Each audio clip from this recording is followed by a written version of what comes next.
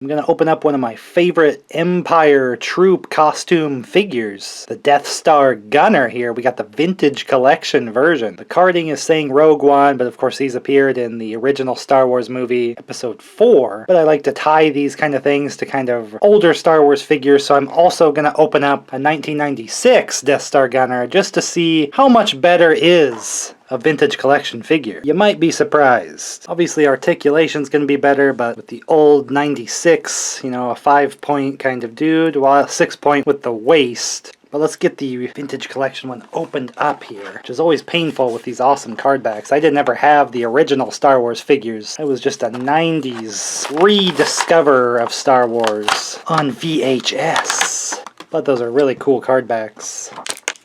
Coming with a gun I associate more with the Rebels, the silver tip. But you know, a blaster's a blaster in Star Wars.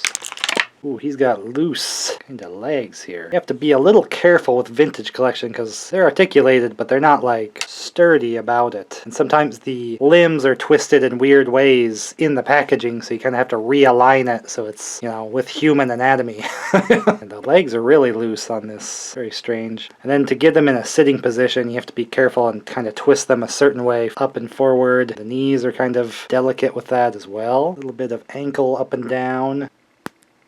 Ah, there's the ankle.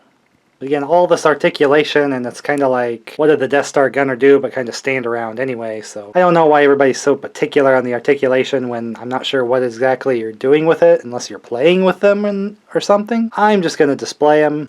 But he doesn't have like the longer Stormtrooper gun, so he doesn't really need to be able to do the pose like holding the gun. But it does have like a little trigger hole that the little finger can go in for this blaster, but again, they don't really ever get shown with a blaster anyway. So if you're super particular about movie accuracy, you wouldn't even have them with a weapon because they're either firing the giant Death Star laser itself or even just the cannons kind of shooting at other enemy ships. One of my favorite helmet designs, we've got the Empire symbol on there. Kind of unique, you know, shape up this way and up for the mouth. And he's got his little blue and red, his little antenna piece, which again, we have the antenna, of course. A little thick, again, for figures, but I mean, they have to make it with some thickness so it's not, you know, a piece of paper waving in the wind. I guess they can't use real metal for some mysterious reason. He's got his vest piece there, and you can see the shiny bit of the helmet versus just the kind of dull vest and cloth clothes they would typically be wearing.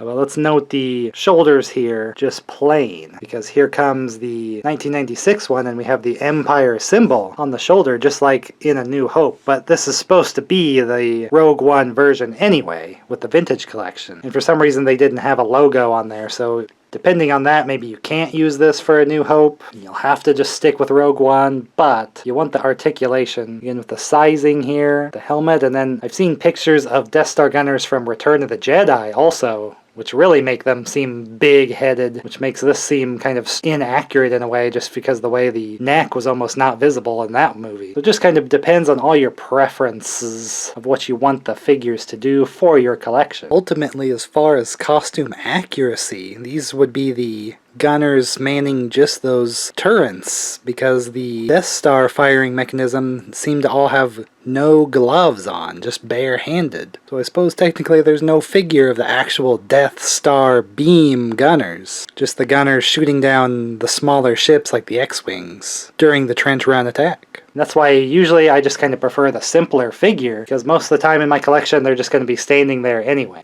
Obviously we don't have a antenna for this one, but we do even have that tiny detail of the blue and red. More Empire symbol decals, but we have like shiny with the chest. So it's just a lot of little things of what means what to you, if it's worth the extra money of getting the vintage collection versus really a lot of these older Star Wars figures are only selling for kind of $5-ish here and there depending.